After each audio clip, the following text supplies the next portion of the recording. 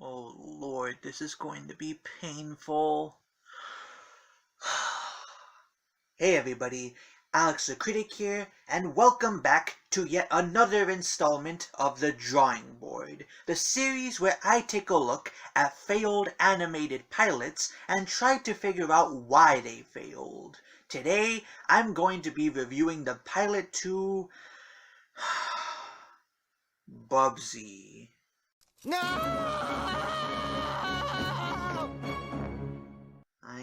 I know. I don't want to talk about this either, but I've got no choice. For those of you who are fortunate enough to not know what Bubsy is, here's a brief rundown. Bubsy is a 24-minute television special that was aired on Thanksgiving 1993 on a single Fox station. The special, which goes by the alternate title of What Could Possibly Go Wrong, was produced by the companies Coleco Entertainment and Imagination Factory Inc., while the animation itself was handled by Say Young Animation, whom you might recognize as the company that animated the Super Mario Bros. Super Show if you watched my last video. It was directed by Tom Burton and written by Ray De Laurentiis, the former of whom had prior experience directing animated programs, as he helmed Coleco Entertainment's previous efforts, which include Widget the World Watcher, Mr. Bogus, and Denver the Last Dinosaur. If you have no idea what any of those shows are, welcome to the club. As for the latter, Bubsy was his first foray into writing animated comedy, having started out as a writer for live-action shows, most famously Alfred Hitchcock Presents. After Bubsy came and went, he went on to have a rather illustrious career in the animation industry, which included working on such amazing products as Coconut Fred's Fruit Salad Island, Shaggy and Scooby-Doo Get a Clue, and Bunsen is a Beast, so you know our entertainment is in good hands. Bubsy centers around an arrogant,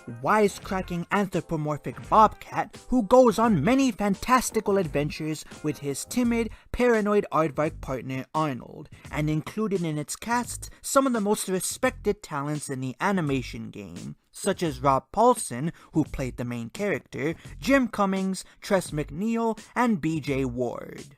But you guys don't give a shit about any of that. No, when it comes to this pilot, there's only one factoid that draws everybody's attention. The characters and setting of Bubsy were adapted from a long-running series of video games that go by the same name. The Bubsy video games were developed and published by Accolade Inc. for various 90s gaming consoles, most prominently the Super Nintendo and Sega Genesis. The eponymous main character himself was the invention of a video game developer and writer named Michael Berlin. The original three Bubsy games were side-scrolling 2D platformers, and centered around Bubsy fighting an alien race called the Woolies for the crime of mildly inconveniencing him. As for how they played, well, I've never tried these games out for myself. I'm more of a Super Mario Bros. Kind of guy, but from what I could gather from reviews of the games, they were poorly designed, punishing Sonic the Hedgehog clones with some redeemable qualities, such as the graphics, music, and rambunctious personality of Bubsy himself. Or should I say, personality. I'll shut up now. While the first three games were modestly successful and received lukewarm reviews, the franchise would forever be marred in infamy after the release of its fourth main installment, Bubsy 3D. This PlayStation title, released in 1996, was lambasted by both critics and audiences for its horrible visuals, confounding level design, and boorish controls, and is considered one of the worst video games ever made. The utter failure that was Bubsy 3D killed any momentum that the franchise had built up to that point, and contributed to the character being seen as a joke amongst the wider gaming community. What does any of this have to do with the cartoon I'll be covering today? Well, as I mentioned a few minutes ago, the first game was moderately successful, and Acclaim felt that they could parlay this success into a full-blown multimedia franchise. Thus, sometime after the release of the first game, Acclaim hired Coleco Entertainment to produce a half-hour TV special that would serve as a pilot for an animated television series with the character as its star, which leads us to today's subject. Before I start this review, there's a few interesting tidbits about the special that I want to highlight. Firstly, the special was sponsored by Taco Bell, an American chain restaurant that specializes in Mexican cuisine. Yeah, I don't know what to make of that either. And what's more, nobody seems to know why Taco Bell slapped their name onto this thing. Secondly, none of the people who developed the original games, including series creator Michael Berlin, were heavily involved in the production of this pilot. According to Michael himself, his contributions were limited to creating many of the characters that were introduced in it. Now, in Bubsy 2, we get we get side characters, but did you ever have any ideas of any side characters for Bubsy and your vision of Bubsy? Yeah, there were a lot of characters that were spun off into the cartoon show. So, his two nephews and Oblivia, whom I love. Those were planned, the nephews were planned. Okay, so you came up with all those characters. Basically. Or at least the original concept or a possibility. Yep. As a result, when the finished product made its way into the hands of Bubsy's creators, they all hated it. Man, when even the people who were responsible for the existence of this franchise don't like this adaptation of it, you know we're in for a terrible time. Well, that's enough stalling. Let's get right into Bubsy.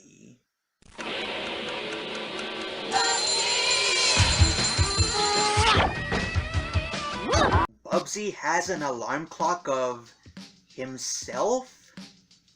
Why? Of all of the things that you could implant your face on, why would you choose an alarm clock?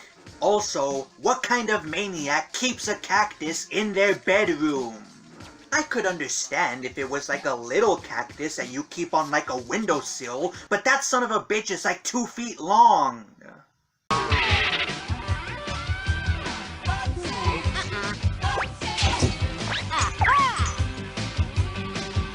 What could possibly go wrong? Do you want the answer to that in alphabetical order or by medical costs?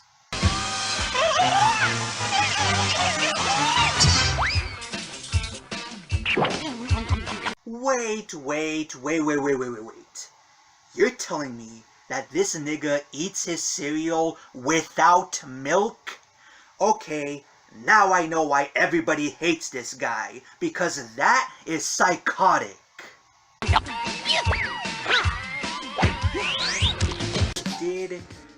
Did he leave that sink running all night? How come his house hasn't flooded by this point?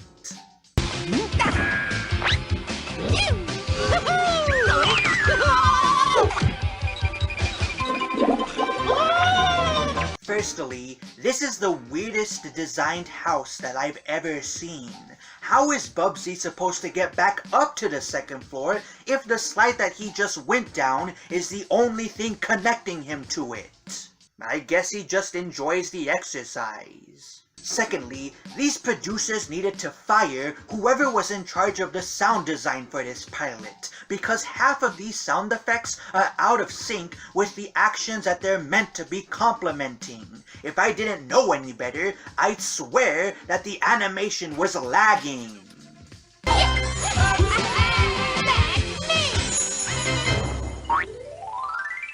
What? That was the opening for this cartoon? You gotta be shitting me! Forget not teaching me anything about the show's story or any of its characters. This opening doesn't teach me anything. Really think about this for a second. What exactly did we learn about Bubsy from this opening? He does one stupid thing while uttering his famous catchphrase from the game. What could possibly go wrong? But even that doesn't mean anything, because Bubsy's stupidity doesn't cause him any trouble. So, is his shtick that he's both lucky and incredibly overconfident? But then, what does him breakdancing in the middle of this huge playroom have to do with that? Is it supposed to show that he's wacky and spontaneous? Forget about these visuals, let's talk about this song.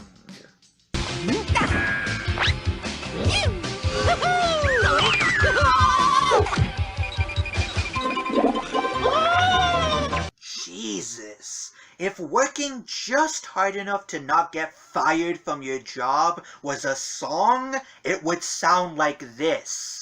Like, I can't even grasp any basic melody or cohesion in this instrumental. All that we get are these random guitar solos that are interspersed between these generic backing chords that then transition into some ragtime-esque piano playing.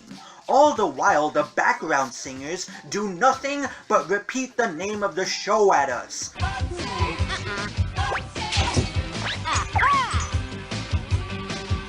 What could possibly go wrong? Which I hate. It's as if the producers realized at the last minute that they forgot to add music to their intro, and so they had their musicians record a hasty jam session that they then slapped onto their animation. And that title card.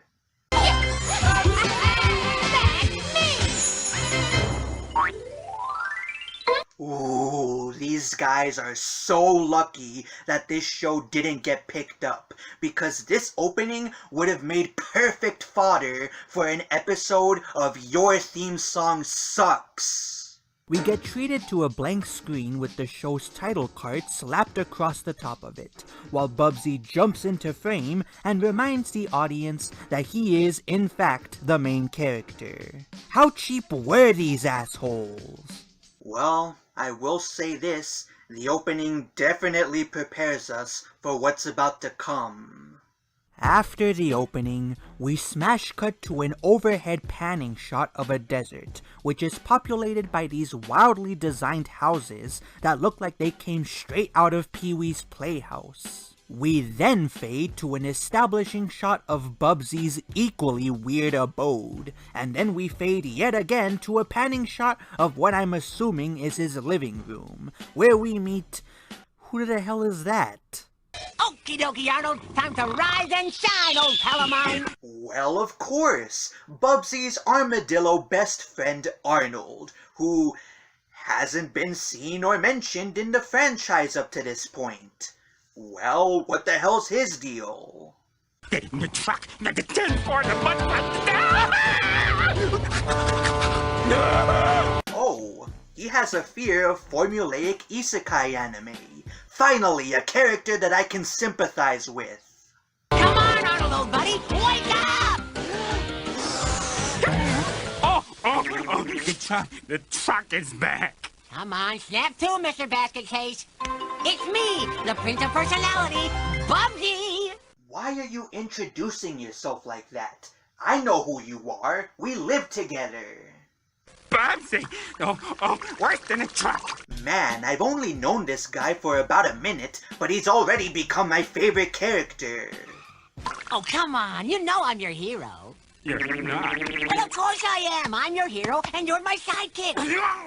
Oh, please. Do we have to go through this every single morning? Your friend has been suffering from night terrors for years, and yet the only thing that you care about is whether or not he'll acknowledge that he's your sidekick? Man, no wonder Arnold wants nothing to do with you.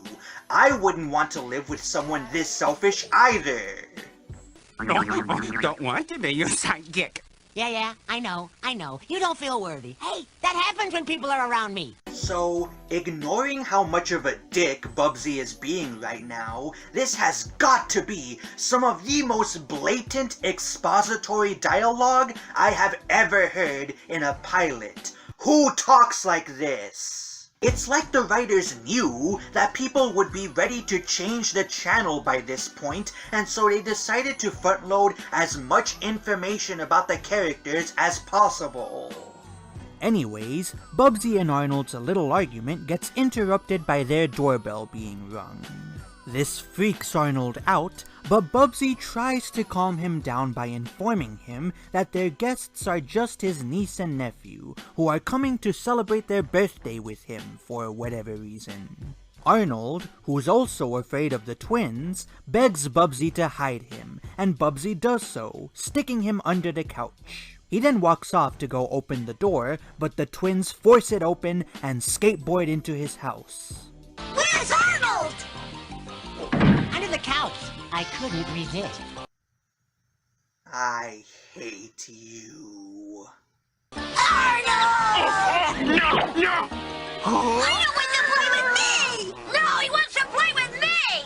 Oh god! This is like watching an animated equivalent of an ISIS execution video. Isn't Bubsy at least going to tell these kids to take it down a notch? He's mine! No, mine! Yeah, I guess I really shouldn't be too surprised by that. And last year, over 10,000 armadillos were run over by trucks in the state of Texas alone. For many of the poor little fellows, this is the last sound they will ever hear. Oh, the truck! We are 3 minutes into this pilot, and the writers have done nothing but repeat the same jokes over and over and over again. Are we going to get any semblance of a plot anytime soon? Oh, look! Arnold wants to play ball! Okay, Arnold, you're the ball! Be careful, Arnold! Don't play too rough with the twins! Ha, hilarious. After a pretty uninteresting scene of the twins treating Arnold like a basketball, we smash cut to Bubsy watching an interview with an inventor named Virtual Reality, who's created the most 90s looking virtual reality machine of all time. Oh, I get it. His name is a play on the words virtual reality. Excuse me 1 minute. Did you ever see a robin weep when leaves began to die? Like me, he's lost the will to live. I'm so lonesome I could cry. This adventure, if used responsibly, could someday stop war and famine and eventually save the entire planet. Huh, that's what they said about solar energy, and yet we're still dealing with all of those things. So far, it's mostly blown up on Virgil's head. Why would you admit that when you're trying to sell this thing on national television? It has a few minor kinks. Oh boy! Bowling for dough! Steer right! This has been another pointless moment. All I need now is someone extremely brave to test the helmet. You said you needed someone totally nuts. That's it, miss. Whatever your name is, go stand in the corner. Hey, that's me! I'm totally nuts! Yo, Arnold, guess what? What? I, Bubsy, am going to be the one to test that still dangerous yet unbelievably potential-filled virtual reality helmet that could someday save the world! Why do you want to test it, Uncle Bubsy? I think how is the better question here. Also, Arnold must have a pretty strong stomach if he hasn't puked by now, despite how much he's being swung around here. Why? I'll tell you why. Because I am brave. What? Because I crave adventure. Excuse me? Because I I need to go where no bobcat has ever gone before. Okay, time out. What the hell just happened? You guys played stock footage that's loosely tied to what Bubsy just said? What's the joke here? Is it the absurdity of the clips being played? Or is it the surrealness of juxtaposing this exaggerated cartoony animation with this gritty footage from the real world? You know what? If I stop to try and figure out the punchline of every joke in this special, I'm gonna be here for hours. Let's just move on. So, after Bubsy tells everyone that he's gonna go out and test Virgil's machine because he's a hero and that's what he does, we cut to the living room of a literal fat cat who's been watching the same program that Bubsy was. She says that getting her paws on this helmet will grant her the lifestyle she deserves, and she calls upon her two loyal henchmen, a pompous vulture with a thick British accent named Boz. Well, I was making a nice bouillabaisse, you see, and I was just about to add the coriander when Sid here just had to stick his big fat tongue in the pot. And a food-crazy, diminutive purple shrew who speaks with a weird lisp named Sid. Where are your rebel friends now? Damn it, not that Sid!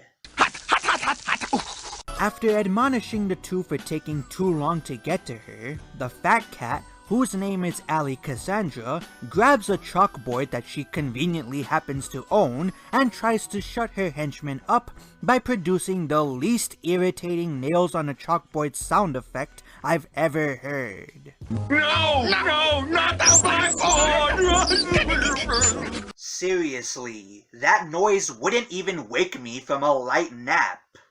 Nevertheless, their attention is grabbed, and Allie orders them to head to Virgil's house and steal his virtual reality machine. Also, Sid tries and fails to eat a fly, but the joke takes so long to tell that it kills any laughs I might have gotten out of it. After this bizarre transition screen that consists of little more than a big red exclamation point moving towards the camera, we cut to the outside of Virgil's lab, where Bubsy and the gang have arrived. His assistant answers the door, and we get this pleasant interaction between the two of them. Hello, Bubsy Bobcat here. I called about testing the helmet. Oh, yeah, good. Virgil's expecting you, Bucky. That's Bubsy. Okay, Booby. Welcome. I am Virtual Reality, and you must be Bootsy. It's Spunky. Bubsy. Oh, yeah. Man, I sure hope that this joke doesn't get run into the ground. It does not matter what your name is. The only requirement for testing the Virtual Reality helmet is bravery. He means you have to be totally nuts. There's a difference? Well, hey, I can handle it on both counts, guys. So, how's this puppy work? Well, you just think of whatever you want and blink 2 times with your eyes. Thanks for the help, Sherlock. What else do you blink with? Your elbows? This will cause the electromagnetic impulses of your cerebral cortex to transmit... Yada, yada, yada, yada. Save it, Copernicus. Cut to the chase. I'm ready for the gusto. Let's power up, babe! Oh boy. Please electrocute him. Please electrocute him. Please electrocute him. Oh yes, one morning, you must be very specific about your thoughts. Otherwise, terrible. Yeah, I know. I'll think of something that really blows my hair back. Because... I want to fly! What could possibly go wrong? Hey, I found myself in a bit of a predicament. I'm in the air right now and just kind of soaring around. 449, are you not supposed to be on that aircraft? Yeah. I did a kind of a bad thing, kind of a selfish thing. But it's all good. I'm going to go check out Rainier. Yeah, 449, so you hijacked the plane is what you're saying? Yeah, I'm afraid I did. Oh my god! Bubsy was responsible for what happened to the Sky King! Of course! It all makes sense now! Oh, of course that's not what happens. What actually happens is a lot dumber. Bubsy and the rest of our cast get flung thousands of miles up into the air, where they proceed to freefall to their imminent deaths. Why does the virtual reality machine bring all of them here, despite Bubsy explicitly stating that only he wanted to fly? Because then we wouldn't get this hilarious joke where Virgil tries to wrestle the machine away from Bubsy, only to have it accidentally land on Arnold's head. Can you guess what Arnold does with it? Oh no. Arnold, whatever you do, don't think of the truck! What truck? The truck!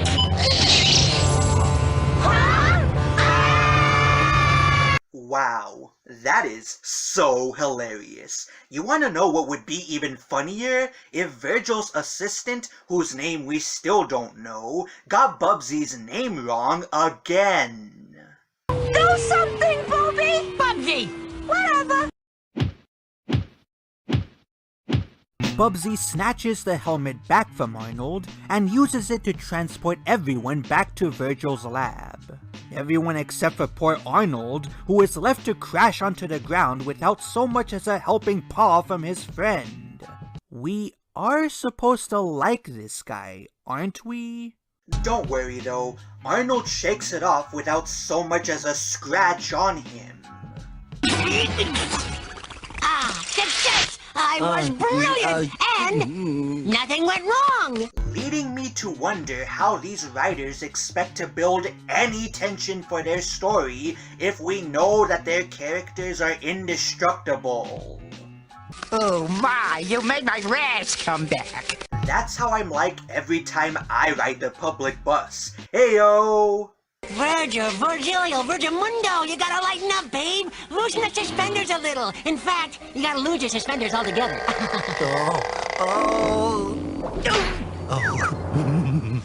Ladies and gentlemen, that was another pointless moment. Uncle Bubsy, we're bored. Yeah, can we play with the helmet now? Yeah, leave these selfish little demons loose with the powerful machine that can alter reality. I'm sure that won't cause any problems. Absolutely not. The helmet is not a toy. Yeah, I knew that. The helmet is not a toy. Besides, it's just for Virgil and me to play with. Right, Virgil, buddy?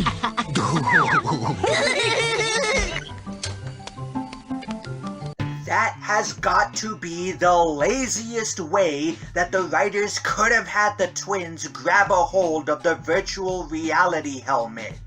You're seriously expecting me to believe that neither Virgil nor Bubsy notice that the latter is putting the helmet on his niece's head? What about Virgil's assistant? Did she choose to go temporarily blind or something? Maybe she's secretly suicidal and is using this as an excellent opportunity to escape from all of her mental problems. In that case, I salute you, whatever your name is. Ugh. Anyways, after a brief and pointless establishing shot of Virgil's lab, we cut to the sky, where Boz is carrying Sid as they make their way to the machine. Sid complains about his fear of heights, and Boz tries to calm him by telling him to think of something else. This then leads to an admittedly funny interaction between the two of them. Food! Ooh, hungry! Ooh, nice birdie! Come here! Always hungry. Well, you know, I'm a shrew. If I don't eat every 10 minutes, I go mad. Yes, well, in your case, I'd say it's a little too late. I know. Their argument is interrupted by Boz spotting the twins, who are now playing tug-of-war with the machine that, need I remind you, can alter reality with only a thought. Oh, that's just perfect. What makes all of this even better, though, is that nobody in the lab even seems to notice that the twins are loudly fighting with one another over possession of the helmet. Stupid! You're so stupid! Now, if we play our cards correctly, you and I will get dinner for two, and Allie will get her helmet. Huh? What the hell? What kind of line read was that? Huh? Man, they really dropped the ball when it came to directing all of these voice actors, didn't they? Boz tells Sid to hang on as he begins to fly straight to the twins, and we cut back to said twins, who are taking turns creating whatever they want with the helmet. My turn, my turn! I want a pony! Giddy! Okay, now me! I want a dual overhead can fuel injected power boat! Alright!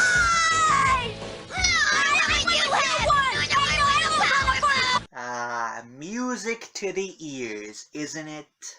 Boz ties Sid to himself with a rope, don't ask me where the rope came from, just go with it, and leads him through several painful obstacles on their way to the twins, who are still fighting over the virtual reality helmet as if it were the remote for the living room TV. He gets distracted after taking out a cookbook and thinking to himself what kind of meals he can make with his prey, which causes Sid to be thrown into a patch of cacti and thus slip from his grasp. He barrels through the twins' cake before smashing his head against another cactus, and then gets blown up by the birthday cake candle, which was apparently a stick of dynamite. Dude, what kind of crazy-ass kid wishes for a birthday cake whose candle is a live explosive? He must really hate his family. Considering who his uncle is, though, I can't say I blame him. Naughty, naughty. You know, that was a very nasty thing you did to my idiotic accomplice. However, turn over the helmet so I can make you into a nice souffle. Yeah, just ask them to surrender. I'm sure that'll work out great. Oh boy! Let's play with the rat and the turkey! I am not a turkey! I'm a buzzard! A majestic bird of prey! Dear God, don't let this be another joke that they run into the ground. The twins ask Boz if he and Sid want to ride a roller coaster, and after a confused Boz notes that there isn't one around, they use the helmet to bring one to them. Back at the lab, Bubsy asks to see the helmet again, only for Virgil's assistant, who we're just told is named Oblivia, to inform him that it's gone. Whoops, the twins must have it! Hey, we gotta try and get it back before they destroy the world, or worse! You people are all useless, and I hope you all die painful deaths. The ground begins to shake beneath them, and after a lame food joke, Bubsy opens the front door to find out why, only to find himself at the peak of a roller coaster hill. We get a sweeping shot of the amusement park that the twins created with the helmet, which makes Arnold have a panic attack. Bubsy tries to calm him down by uttering his famous catchphrase, "What could possibly go wrong?" only for the twins to come barreling towards them in their cart.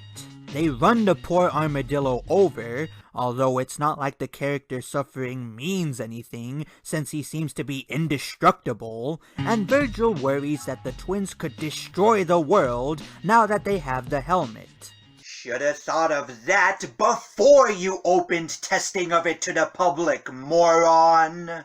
Virgil, always looking at the downside. Come on, Arnold, let's be heroes and save the day! Oh, let's do it, Arnold! Let's take the bull by the horns! Oh God, come on! Let's beat the odds! That clip didn't even match what Bubsy was saying! Let's throw caution to the wind! Reused jokes. This godforsaken special contains nothing but reused fucking jokes. If this is how bad the writing of the Bubsy video games is, then I understand perfectly why everybody hates this bastard Bobcat. It's time to be heroes, for crying out loud! I mean, what could possibly go wrong? Everything! Huh?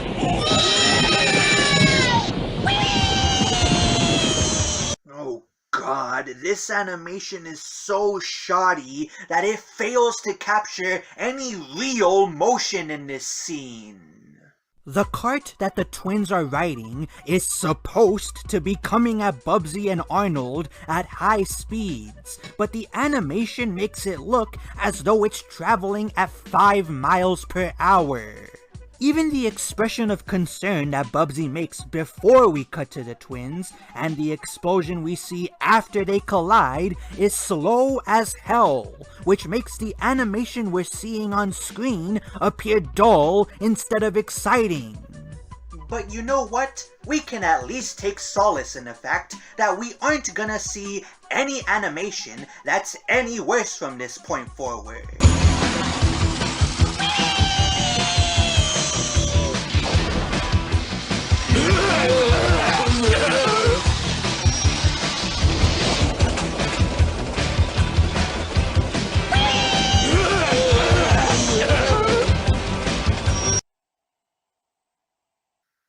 I'm sorry, I'm gonna need another minute.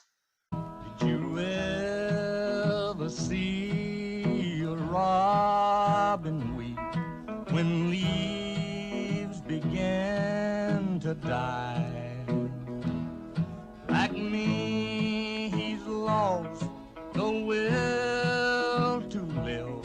I'm so lonesome I could cry.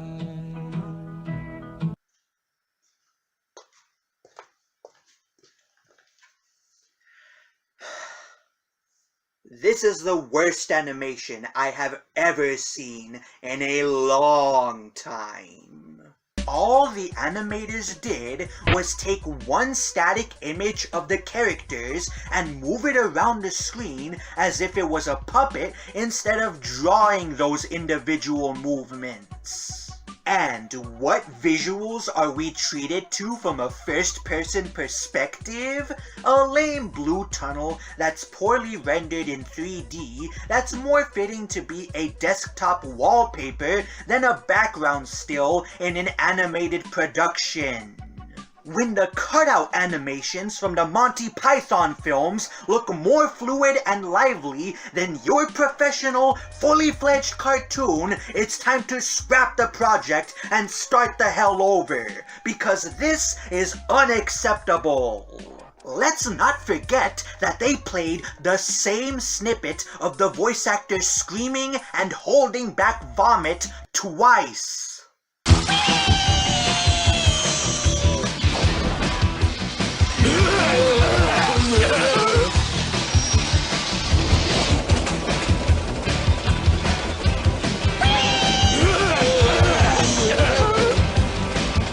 God, this is the sort of cheap bullshit that I would pull. Have some fucking pride in your work, assholes.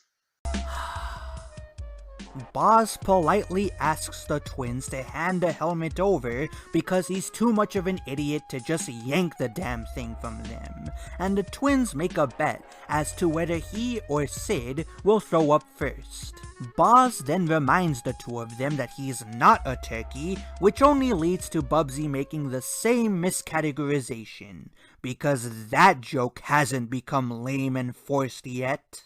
Bubsy then tells the twins that they've all had enough of their bullshit, but they ignore them, using the helmet to make a really steep hill for them to ride down. Bubsy then orders them to make the roller coaster stop, and the twins take his words literally, having the roller coaster screech to a halt in the middle of the track. This leads Bubsy and the rest of the tag-alongs to be flung out into the sky. They should have worn their seatbelts!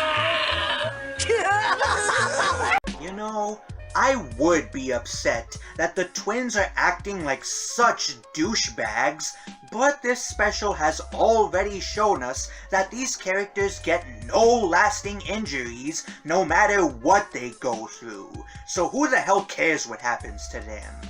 Plus, this whole mess is Bubsy's fault to begin with, so I don't have any sympathy for him.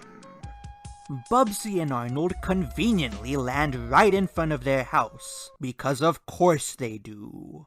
After dusting himself off, Bubsy goes off to find the twins before they cause any more chaos with the helmet. He doesn't get very far before he bumps right into a huge fairy wall. Arnold pulls him off of it and points him to the sky above them. There, we see that the twins have made themselves kaiju with the helmet. Their uncle demands that they shrink themselves down, but the twins don't know where he's calling them from. They decide to go find him, but accidentally squish the two after taking one step.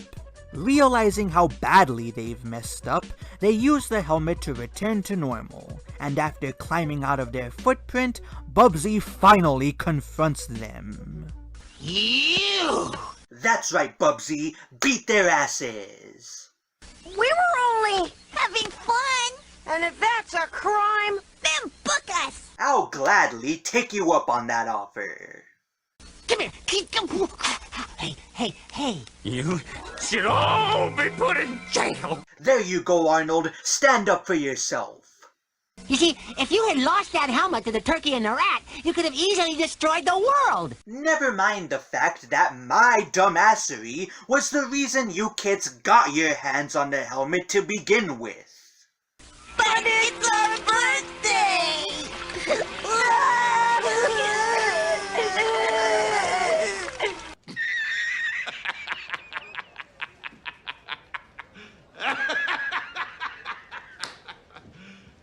You serious? We suddenly cut back to Boz and Sid, who are formulating a new plan from way up in the sky. This time, he's going to line Sid up with the helmet so that when he drops Sid from his claws, he snatches it cleanly.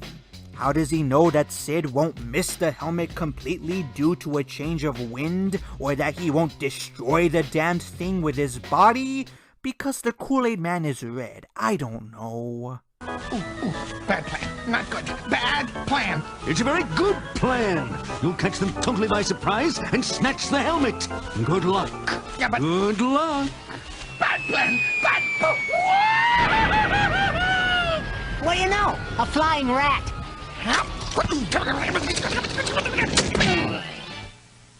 Well, Sydney, I see you finally have the helmet. Yeah. Oh, my. That was a great plan, Boz. Your intellect truly knows no bounds. Bubby, I'm gonna make you a deal that's based on the hunch. The hunch being that you have a very, very small brain. Did you say something? I'll trade you the stale corn dog for the helmet. Why the hell don't you just take it from them? Food? Yeah. Oh, yeah.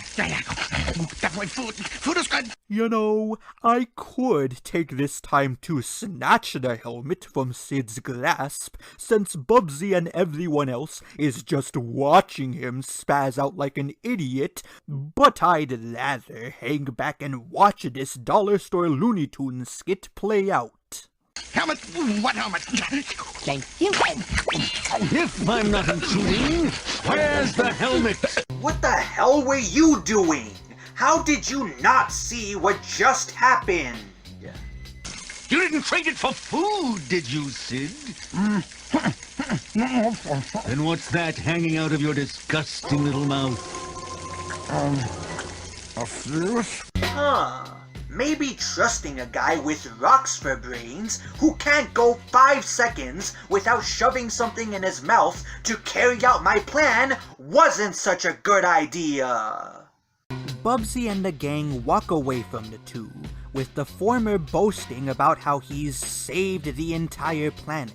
He repeats his catchphrase, "What could possibly go wrong?" which of course leads to Boz nabbing the helmet from his paws after he hoists it in the air. He also manages to kidnap the twins by grabbing onto them with his talons. Stupid! You're so stupid! What could possibly go wrong? What could possibly go wrong? Writers, being self-aware of how dumb your plot is doesn't make it any less dumb. After Boz celebrates his success, we cut back to Cassandra's living room, where she uses the helmet to manifest a bunch of luxurious items. Boz and Sid excuse themselves by reminding her of the cooking they need to do.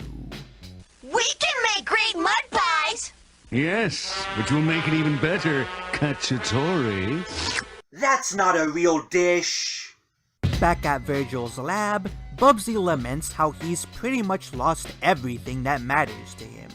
Virgil doesn't make his woes weigh any less on his mind by reminding him that he's doomed the world to destruction by losing the helmet. And we get another rare instance of a joke that's actually pretty funny.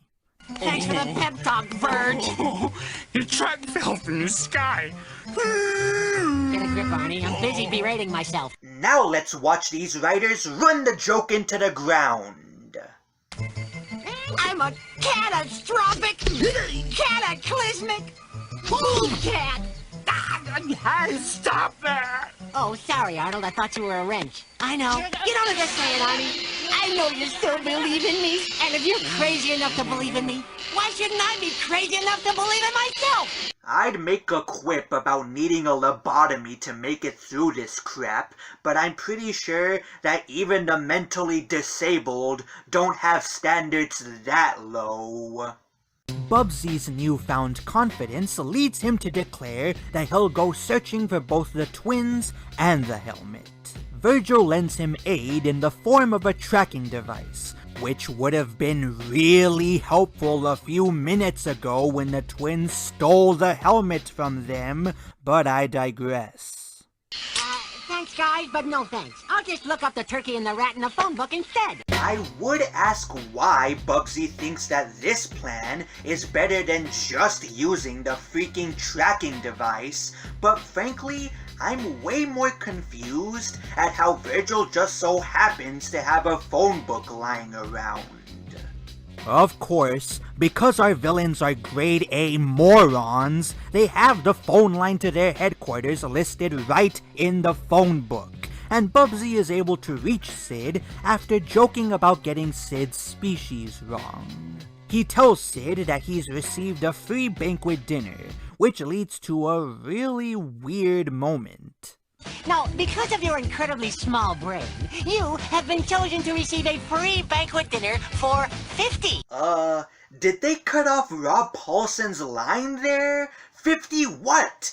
$50? 50 people? 50 days? I mean, my God! They're not even trying to hide how shoddy this production was, are they? Sid's love of food blinds what little intelligence he has, and he gives up the location to Cassandra's hideout under the guise that Bubsy is a delivery man. This is, of course, despite Bubsy mocking his stupidity to his face, or I guess to his ear in this case. Boz yells at Sid for being an idiot, which distracts him long enough for the twins to dump him in a pot of boiling water that he was preparing. Worst villains ever! Boz! Sid! This helmet is making me angry! Just look at what it's done to my hair! And just what the hell were you expecting, lady?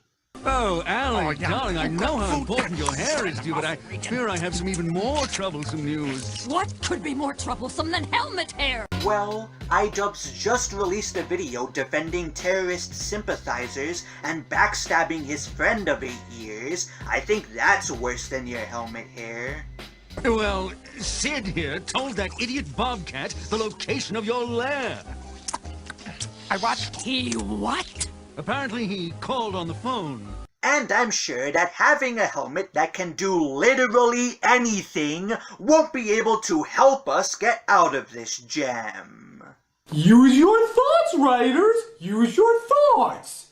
Idiots! I'm surrounded by idiots! Unlike me, the person who's ignoring the device I could use to fix this mess. Because everyone in this pilot has the collective IQ of the Democrats' voting base, Cassandra's best plan is to just refuse to answer the door when Bubsy comes knocking, which Boz immediately agrees to, even calling her a genius for it. Her brilliant scheme turns out to be for naught though, as Bubsy just barges into the hideout once he arrives at the front door. He walks over to our villains and demands the helmet from them, all while looking as though he's either very high on drugs or he's experiencing a horrific Vietnam flashback.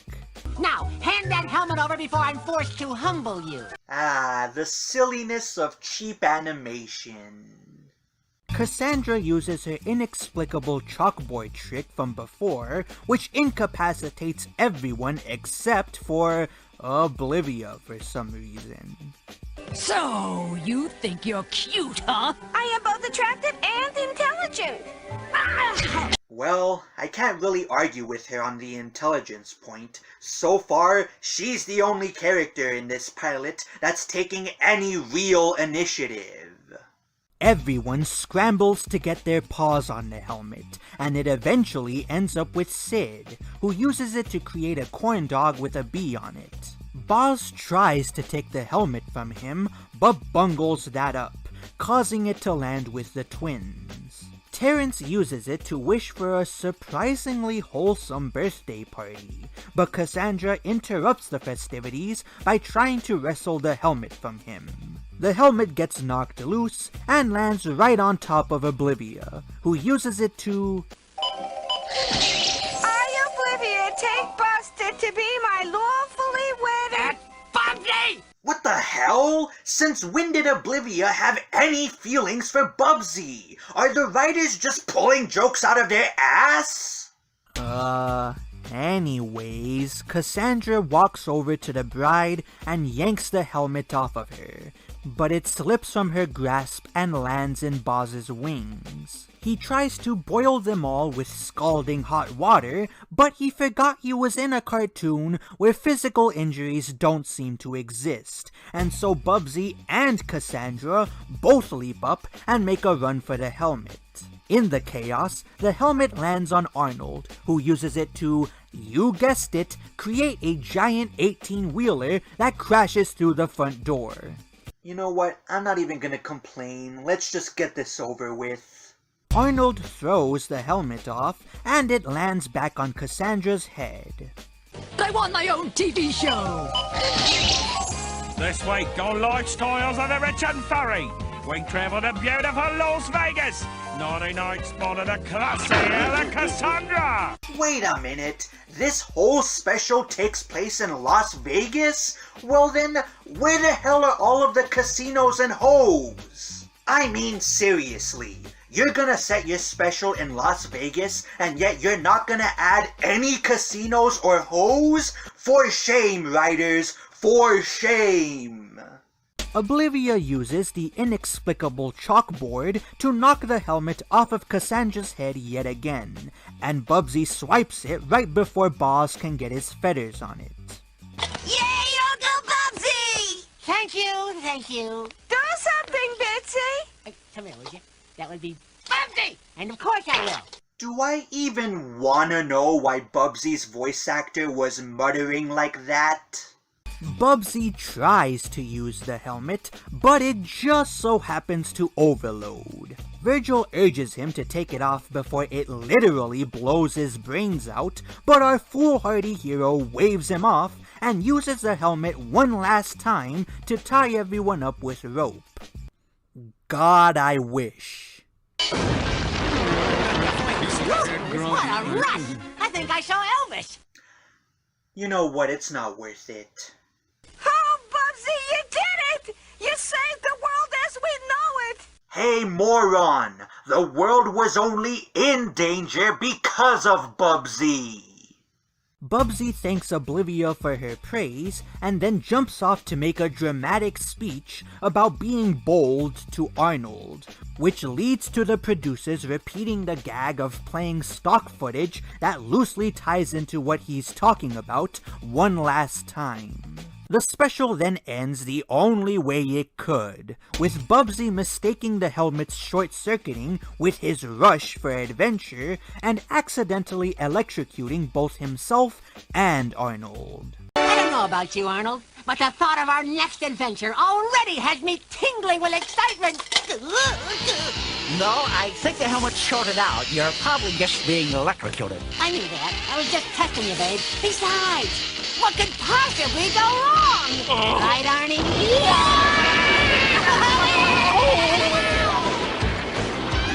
As the credits roll, we're treated to individual stills from the episode we've just seen, and I have to admit, I kinda missed when cartoons did this. It's sort of like flipping through an animated scrapbook, only the pictures inside are of things that happened 30 minutes ago.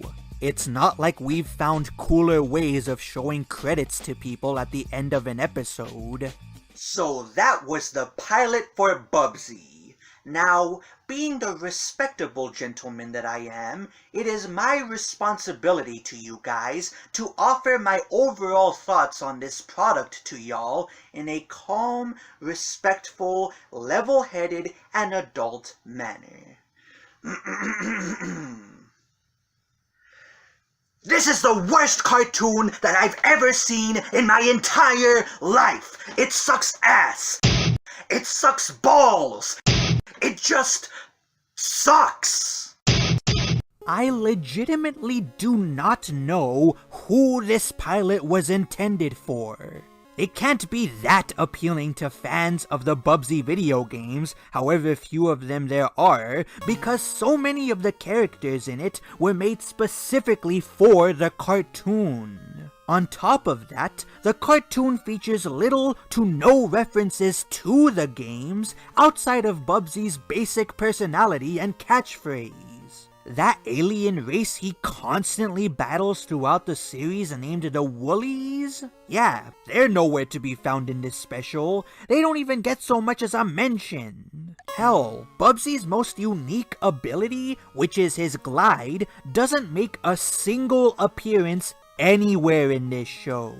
This is despite there being plenty of opportunities where the writers could have showcased it. Even if you aren't a fan of the games, which is the camp that I'm assuming most of y'all that are watching this video are in, there's nothing here to enjoy. All you get are bland, one-dimensional characters, stale, repetitive comedy, and cheap, borderline unfinished animation, all tied together by a bog-standard, lackluster story that doesn't do a great or even passable job of setting up anything about the show. We don't know if Cassandra is meant to be the main antagonist of the show, or if the show is gonna follow a Monster of the Week format. We don't know what exactly Bubsy does, or why we should care. We don't even know if half of these characters would have even played a role in the show if it had been picked up by a network. Outside of a handful of decent jokes and a dearth of enjoyable voice acting performances from the star-studded cast, about the only thing you'll like about this pilot is the fact that it's only 23 minutes long. Frankly, I don't know how they were expecting this thing to become a full-fledged cartoon, given that Accolade only aired it once on a single channel. What could possibly go wrong? Your show won't be picked up and you'll have to go right back to the drawing board. I'm Alex the Critic and I'll see you guys next time. God, this one sucks.